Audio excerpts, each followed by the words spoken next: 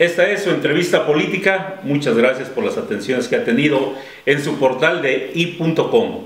Una entrevista política que, como usted lo ha escrito, nos lo ha dado a conocer, pues ya es una entrevista política de su preferencia, y como siempre seguimos con nuestra línea política, y el día de hoy tenemos la presencia de un diputado de Acción Nacional que triunfó en el primer distrito electoral local, que ha sido un distrito que ha causado polémica porque dicen que hay mucha preferencia panista, otros que es preferencia priista, pero bueno, él triunfó. Él está haciendo un trabajo muy importante en la actual legislatura, y el día de hoy, la verdad que nos da mucho gusto, Héctor Insúa, que esté con nosotros en esta entrevista política para platicar sobre los aspectos que se avecinan, porque tenemos ya el preámbulo de las cuentas públicas municipales, el presupuesto de egresos y la ley de ingresos para el gobierno del estado, en un año que va a ser 2015, un año eminentemente electoral, porque usted sabe que vamos a tener elecciones el primer domingo de junio.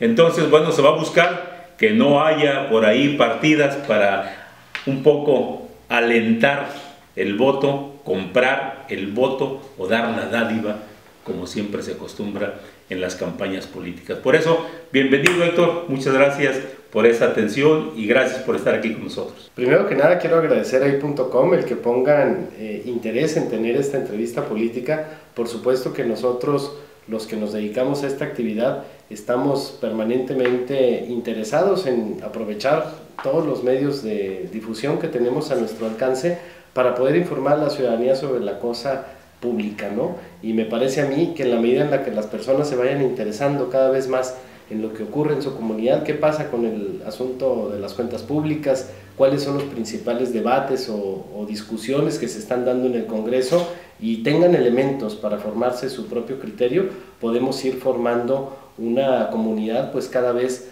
más activa, que tome decisiones y que participe de un proceso tan importante como es el político.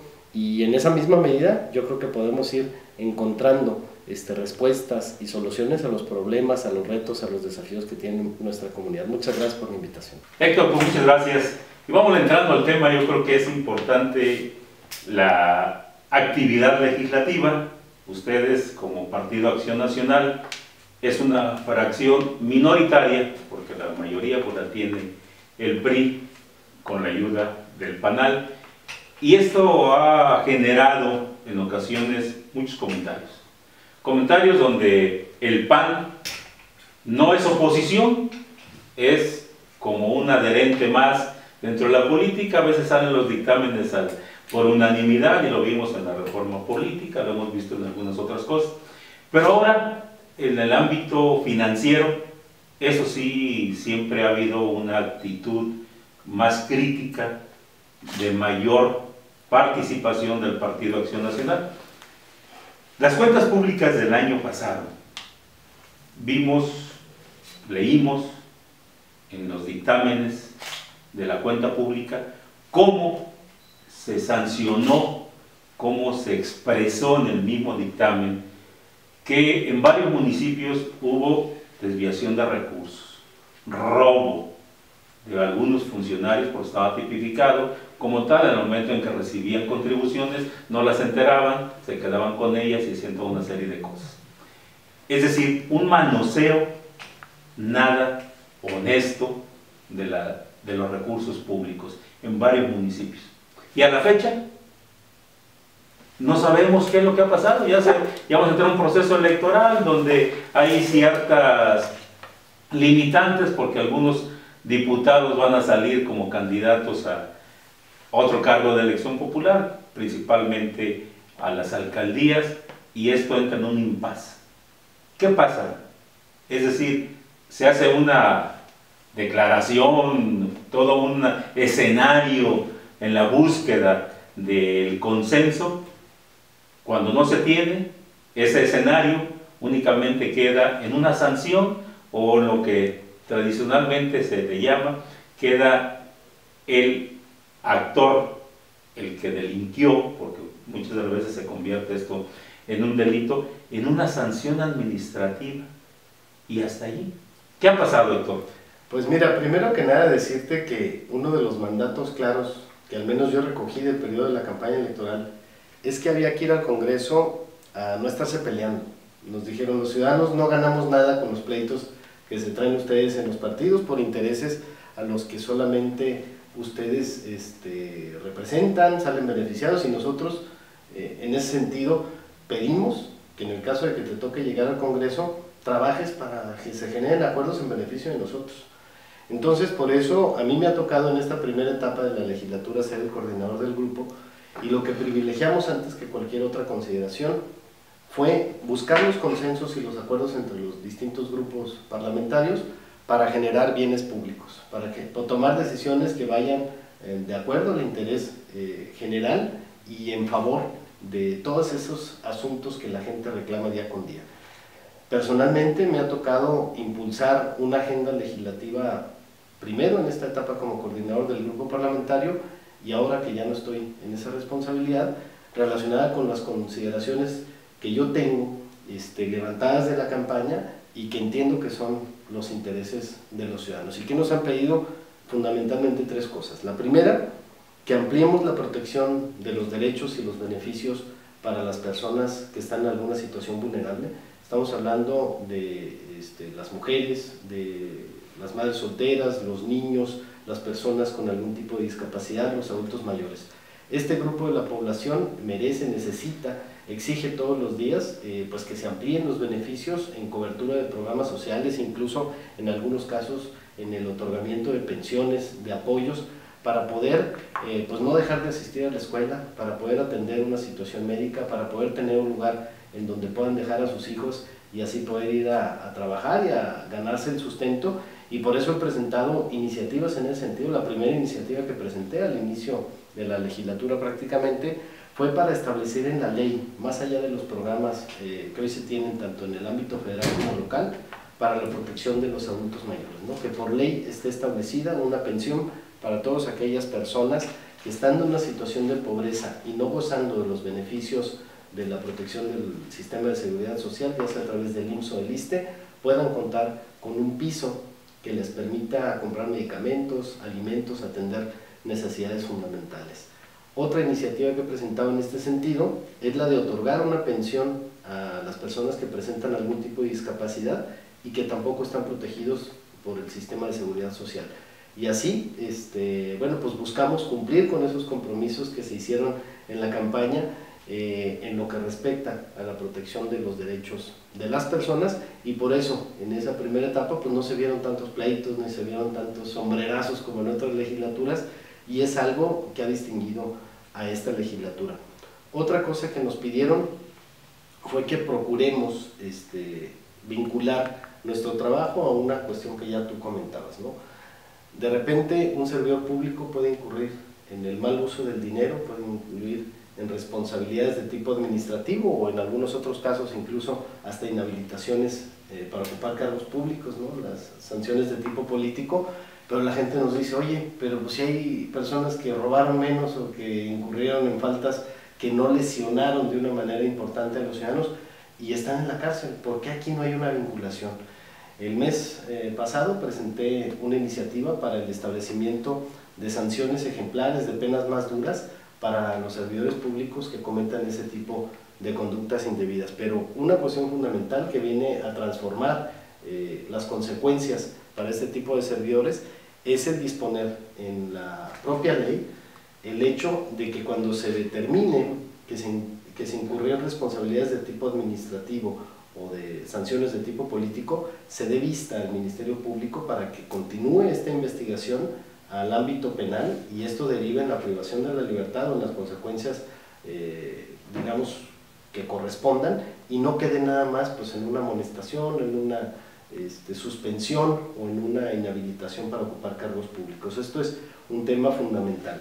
Y esta reforma está acompañada de otro par de iniciativas que he presentado, una que tiene que ver con transparentar al máximo posible todo lo que es el manejo del dinero público. La gente nos pidió en campaña, y es un compromiso que estamos cumpliendo, ir a defender el dinero que es de todos nosotros. Con muchos sacrificios se pagan impuestos y luego pues es muy doloroso para las personas, y eso genera parte de la opinión que en general se tiene de la política y de los políticos, pues que ese dinero vaya a parar a las cuentas privadas de algún servidor público, que los veamos entrar en una situación económica y que al poco tiempo pues su fortuna haya crecido de una manera indebida. Por eso está presentada esta iniciativa, para que sepamos cuánto dinero maneja los ayuntamientos, cuánto dinero maneja el gobierno del estado, en qué se lo gastan, a quién le compran, cuál fue el proceso de adjudicación de las obras o la licitación, si se entregaron de manera directa, si hubo algún tipo de concurso para poder prestar productos o servicios al gobierno, y esto nos va a permitir generar las condiciones adecuadas para inhibir el mal manejo del dinero público. Hoy por hoy, yo insisto en que necesitamos mucho avanzar en este sentido para ir haciendo pues que cada vez sea más difícil que las personas se atrevan a tomar el dinero que es de todos nosotros. Y finalmente, hay una iniciativa que presenté justo el día de ayer para establecer también algunas restricciones al gasto de los impuestos, ¿no? Y nos referimos al ámbito de los tres poderes, ejecutivo, legislativo y judicial, y de los propios ayuntamientos, órganos autónomos y dependencias descentralizadas, para que se racionalice, para que se ejerza el gasto de una manera austera y se cancelen los pagos de vehículos utilitarios para personas que están cumpliendo con algún tipo de función que no es sustantiva, y que hoy vemos incluso camionetas de lujo, vemos despilfarros en este sentido, que luego hay que contratar un chofer para que maneje esa camioneta y que luego acaba llevando a los niños a la escuela o pagando asuntos del funcionario en los bancos o en alguna tienda departamental. Y estas son cuestiones pues, que tienen harto a los ciudadanos, y que es importante que empecemos a establecer restricciones. No a la compra o la adquisición de vehículos de lujo, y tampoco a vehículos que no estén destinados para el cumplimiento de funciones sustantivas. También hay que racionalizar el tema de los celulares. Es impropio que se paguen celulares de una cantidad tan importante de servidores públicos como al día de hoy, y hay que reducirlos a los que sean estratégicos, a los que cumplan con una función vital para la administración pública, y eso va a generar también economías. El arrendamiento de inmuebles que no se justifican. Hoy sabemos que existen inmuebles que incluso en muchos de los casos están arrendados a sobreprecio y que pertenecen esas propiedades a servidores públicos, y es algo que estuvieron vigentes o que ya no lo están, y eso es una práctica que tenemos también que tratar de evitar, de impedir en lo posible, para poder nuevamente generar estos ahorros. Estamos hablando de que en el caso de los viáticos, ¿no? Es común ver en los restaurantes que está una mesa amplia, y al final cuando se llega la hora de pagar dicen no te preocupes, a ver, aquí está la factura, ¿no? Y con cargo a alguna secretaría, con cargo a alguna dependencia gubernamental, ahí se van a pagar alimentos y bebidas que son, me parece, irracionales, o formas irracionales de utilizar el dinero, y por eso también se están estableciendo precisiones y límites muy claros para la utilización de los viáticos, entre algunos de los conceptos más importantes, ¿no? Vehículos, gasolinas, teléfonos, viáticos, todo eso dinero que hoy se está utilizando y que formó parte en su momento del plan de austeridad que anunció el gobierno del estado. La idea que yo he retomado es que debemos de dejarlo, de que sea un asunto a la voluntad del gobernante en turno, para que emite un decreto que luego, quién sabe si se cumpla o no, establecerlo en una ley que obligue a toda la administración pública estatal y municipal a establecer los criterios de racionalidad y de austeridad en todo lo que es el ejercicio de su gasto. Me hablaba hace unos días un amigo de Japón y me decía, yo no entiendo mucho de política, dice, pero lo que sí entiendo es que Japón funciona y México no funciona. Dice, y una de las ideas que yo tengo de por qué pasa esta situación es porque acá los diputados, los alcaldes, el gobernador son personas más parecidas al grueso de la población. No hay estos brincos tan altos, ¿no? Creo que tenemos en nuestra cultura, en nuestro país, arrastrando mucho de esta herencia cortesana, ¿no? De esta herencia de los feudos, en donde establecemos, aun y cuando vivimos en una república, establecemos diferencias muy marcadas entre el gobernante, incluso en las presentaciones, ¿no? En los actos oficiales, cómo se empieza por jerarquías a hablar, ¿no? El señor gobernador, el señor secretario, y ahí se va hasta que llegamos a los ciudadanos. Y en la medida en la que nosotros entendamos que hay que invertir ese tipo de relación que hoy tenemos establecida para que sean los ciudadanos pues los primeros a los que se les salude, ¿no? Primeros en el proceso de toma de decisión y no los servidores públicos, me parece que estaremos en la ruta equivocada. La primera decisión que tomamos en el Congreso, siendo yo coordinador, fue que no se asignaran vehículos a los diputados, porque no faltó quien lo propusiera, no decir, oye, pues si somos diputados, pues que nos den carro, ¿no? Nos lo merecemos, ¿no? Por ahí no faltó quien lo propusiera en ese sentido, y un acuerdo que hay que decir, al que se sumaron todas las fuerzas políticas, es que en congruencia con este tipo de ideas y de principios, había que frenar esa intentona, como ocurre en otros estados. En muchos estados los diputados traen vehículos y todavía son más excesivos en el tema que lo somos en Colima. Hay que decirlo, el Congreso del Estado es un Congreso austero, no tenemos recursos para cientos de asesores, es más, ni para uno, ¿no? Tenemos recursos limitados en ese sentido y me parece que es lo correcto. Nuestras oficinas son pequeñas, con lo necesario, ¿no? Un escritorio, una computadora y no cabe mucho más, y me parece que así debiera de ser. Estas oficinas de gobierno en donde uno entra y ve la caoba y ve las salas muy amplias para enaltecer a los funcionarios, me parece que son cosas que tenemos poco a poco que ir combatiendo.